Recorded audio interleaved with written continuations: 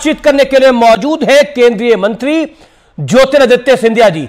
सिंधिया जी, आपका अभिनंदन है न्यूज 18 पर।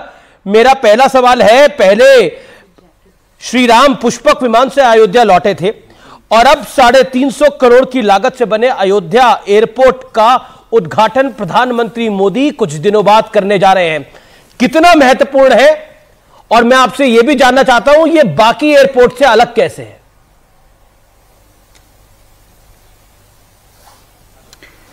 पहले तो अमीश, आपने मुझे आमंत्रित किया, आपका बहुत बहुत धन्यवाद, और आपके दर्शकों को मेरे तरफ से नमस्कार और प्रणाम। अयोध्या में जो एयरपोर्ट का लोकार्पण माननीय प्रधानमंत्री जी के करकमलों के द्वारा परसों होने जा रहा है जी, ये एक ऐतिहासिक दिन है। केवल अयोध्या के लिए नहीं, केवल उत्तर प्रदेश के लिए नहीं, लेकिन पूर्ण देश के लिए। भगवान श्री राम के मंदिर की स्थापना और प्राण प्रतिष्ठा के पूर्व अयोध्या को विश्व के साथ जोड़ने का ये कदम प्रधानमंत्री जी के द्वारा उठाया जा रहा है। और जो अयोध्या का एयरपोर्ट का संदर्भ आपने दिया, ये एयरपोर्ट एक साधारण एयरपोर्ट नहीं है जी, लेकिन भगवान राम के मंदिर की कला भी इस एयरपोर्ट में एक दृष्टि देखने को मिलती है। बाहर पूर्ण एयरपोर्ट मंदिर के स्वरूप में ही बनाया गया है। एयरपोर्ट के अंदर भगवान श्री राम की जीवन के कई दृश्य अलग अलग तरीके के कला के रूप में और पेंटिंग के रूप में दर्शाए गए हैं। और मुझे पूर्ण विश्वास है कि जो भी यात्री अयोध्या आएंगे, जो प्रधानमंत्री जी की सोच और विचारधारा थी कि एक विमानतल एक पहला परिचय होता है उस शहर का, तो हमें भारत की संस्कृति, भारत की प्रभुता, भारत की इतिहास का एक झलक उस हर एक एयरपोर्ट में दिखना चाहिए। चाहे वो अयोध्या हो, चाहे वो पुणे हो, चाहे वो ग्वालियर हो, चाहे वो कोल्हापुर हो, चाहे वो जबलपुर हो।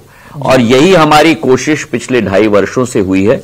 और मुझे विश्वास है कि देश की जनता इस प्रधानमंत्री जी के इस संकल्प को देखकर जरूर अवश्य प्रसन्न और पूर्ण रूप से प्रफुल्लित होगी जी।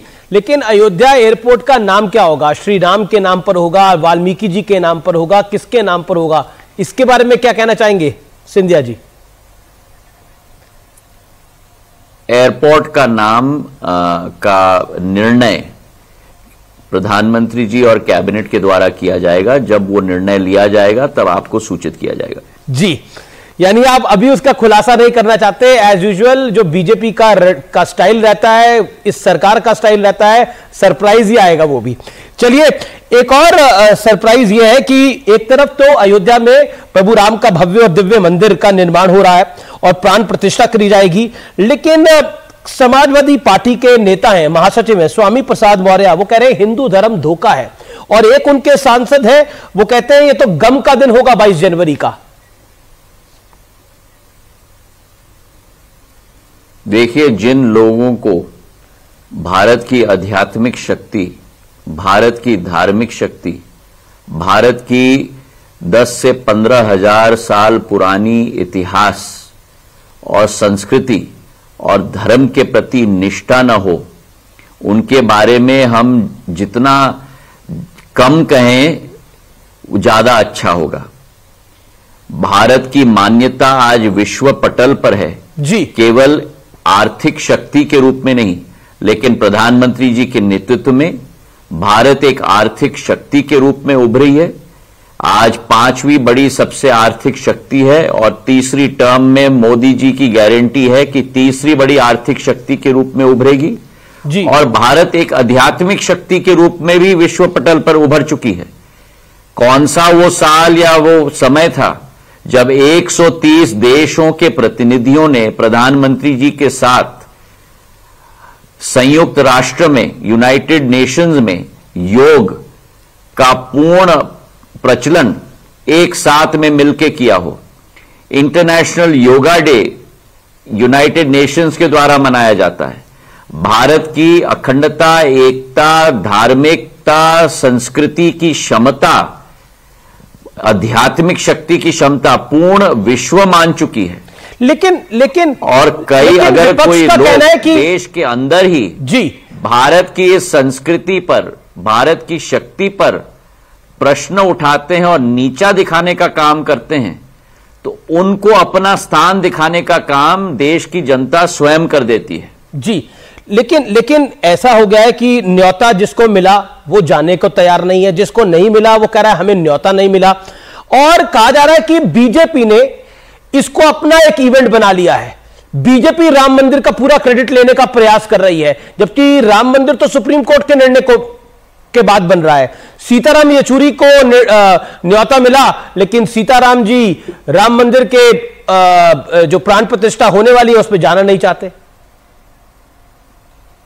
जिनके नाम में ही राम हो जी, वही स्वयं न जाना चाहें, तो इससे बड़ी दुर्भाग्यपूर्ण स्थिति क्या होगी? अमीश, मैं आपसे पूछना चाहता हूं, न बुलाया तो हमको क्यों नहीं बुलाया, बुलाया तो हम नहीं जाएंगे। तो देश की जनता इन सभी को सबक सिखाएगी, आप चिंता न करें। ये देश का दिन है, और मैं तो ये अतिशयोक्ति नहीं होगी अगर मैं कहूं कि ये देश का दिन नहीं है, ये तो विश्व का दिन है, क्योंकि 140 करोड़ जनता तो देश के अंदर है। लेकिन हमारी जितने भी हमारे एनआरआईज हैं जी, और जितने भी भारत के शुभचिंतक हैं पूरे विश्व में, वो भी इस दिन का इंतजार कर रहे हैं। और ये तभी संभव हो पाया है जब प्रधानमंत्री जी ने करोड़ों लोगों के सपने को अपना संकल्प बना दिया और अपने उस संकल्प को लेकर सिद्धि तक ले चुके हैं।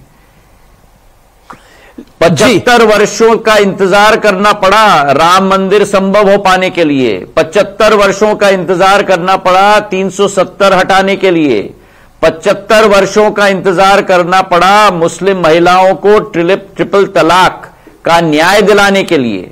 ये अगर हो पाया है तो न्याय वाली सरकार अगर कोई है तो प्रधानमंत्री मोदी जी की है। लेकिन एक आपने एनआरआई की बात करी, तो एक कांग्रेस के एनआरआई है जिनका नाम है सैम पित्रोदा। उनका कहना है कि पूरा देश राम मंदिर पर अटक गया है, प्रधानमंत्री मोदी ज्यादा समय अपना मंदिरों में बिता रहे हैं पॉलिटिकल फायदा लेने के लिए, और वो इसको देखकर बहुत परेशान है। उनका बयान आया है लेटेस्ट। तो कांग्रेस के लोग तो परेशान होंगे ही, क्योंकि प्रधानमंत्री नरेंद्र मोदी जी का जो अटूट विश्वास भारत की धार्मिक शक्ति में है, भारत की आध्यात्मिक शक्ति में है, और दूसरे तरफ जी धार्मिक पर्यटक हैं जो केवल चुनाव के समय में एक मंदिर से दूसरे मंदिर में मन्नत मांगने पहुंच जाते हैं जी। तो भगवान भी जानते हैं कि कौन सच्चा श्रद्धालु है और कौन नकली है, और भगवान अपना आशीर्वाद भी केवल सच्चे श्रद्धालु को देते हैं। मेरा अगला प्रश्न आपसे सिंधिया साहब यही है कि आप कह रहे हैं कि आशीर्वाद जो है वो सच्चे श्रद्धालु को देते हैं। अभी आपको 3 राज्यों में बड़ा आशीर्वाद मिला है, मध्य प्रदेश जहां जो आपका गृह प्रदेश है, छत्तीसगढ़ और राजस्थान, एक बड़ा आशीर्वाद मिला है। लेकिन उस चुनावी नतीजे के बाद राहुल गांधी ने तय किया है कि वो 14 जनवरी से मणिपुर टू मुंबई से एक भारत न्याय यात्रा निकालेंगे। आप क्या कहना चाहते हैं? वो कहते हैं ये सामाजिक यात्रा है, ये इंसाफ दिलाने वाली यात्रा है, और कांग्रेस कहती है कि ये यात्रा मोदी को उखाड़ फेंकेगी। देखिए, जो लोग भारत जोड़ो यात्रा निकालने निकले थे जी, और कहते थे कि मोहब्बत की दुकान है, पर उनके मोहब्बत की दुकान में केवल नफरत का सामान था, और जनता ने उनको जवाब दे दिया। अब भारत न्याय यात्रा निकालना चाहते हैं, तो जो लोग वो करना चाहते हैं वो करें। हमें देश को बनाने का काम करना है, हमें गरीबों का उत्थान करने का काम करना है, हमें देश को विश्व गुरु में हमें परिवर्तित करना है, जो प्रधानमंत्री जी का संकल्प है। हम सकारात्मक सोच के साथ निकल पड़े हैं और प्रधानमंत्री जी को आप भी अच्छी तरह से जानते हैं, न रुकते हैं न झुकते हैं जब तक सपने को संकल्प में परिवर्तित करके संकल्प को सिद्धि तक न ले जाते हैं। तो आपको भी विश्वास है, देश की जनता को भी विश्वास है, और राम मंदिर की प्राण प्रतिष्ठा भी उसी संकल्प से सिद्धि का सफर का एक अभिन्न भाग है। जी बहुत बहुत धन्यवाद अमीश जी। जी मेरा एक और सवाल है, मेरा एक अभी 2 सवाल और है, तो थोड़ा इंतजार करिए, क्योंकि भाषा की बात हुई तो राहुल गांधी ने प्रधानमंत्री के ऊपर एक टिप्पणी करी थी चुनावों के दौरान, और जब world cup match Bharat final का हार गया था, बहुत अच्छा खेली भारतीय क्रिकेट टीम, क्रिकेट के आप बहुत स्ट्रांग बिलीवर हैं, जो शब्द बोला था मैं उसको रिपीट नहीं करना चाहता। क्या आपको लगता है कि भाषा की मर्यादा समाप्त हो चुकी है? देखिए, कांग्रेस की भाषा की मर्यादा तो बहुत पहले ही समाप्त हो गई थी, और मैंने सदैव कहा है कि जिस भाषा की मर्यादा की समाप्ति कांग्रेस ने की है, कांग्रेस की समाप्ति भी जनता ने तय कर ली है जी, और वही चुनाव के नतीजे भी में स्पष्ट हो गया है। मैंने भी कहा था कि किसी को कुछ जवाब देने की जरूरत नहीं है, क्योंकि जनता ही जवाब देगी, और जनता ने स्पष्ट जवाब दे दिया।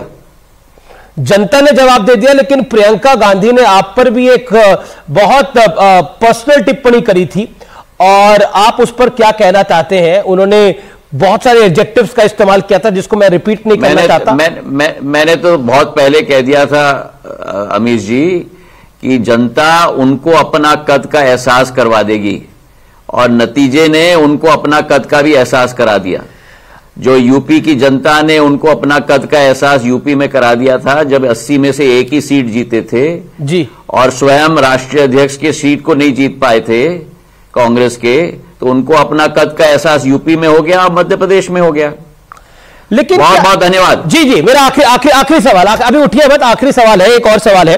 क्या आपको लगता है कि पॉलिटिक्स जो है वो इंडिया अलायंस की जो पॉलिटिक्स है वो मोदी विरोध और बीजेपी के विरोध में है, लेकिन अब खबरें आ रही हैं कि नीतीश कुमार की पार्टी में कुछ गड़बड़ चल रही है, नीतीश कुमार पाला बदल सकते हैं, कुछ कहना चाहते हैं इसके ऊपर आप? देखिए, I.N.D.I.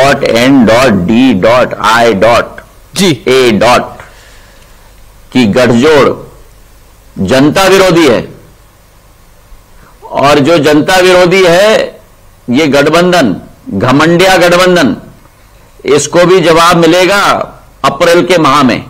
अप्रैल के महीने में आप कह रहे हैं इसको जवाब मिलेगा, लेकिन एक बात बताइए कि आपको उम्मीद थी कि इस बार 150 पार मध्य प्रदेश में हो जाएगा और मोहन यादव सीएम बन जाएंगे?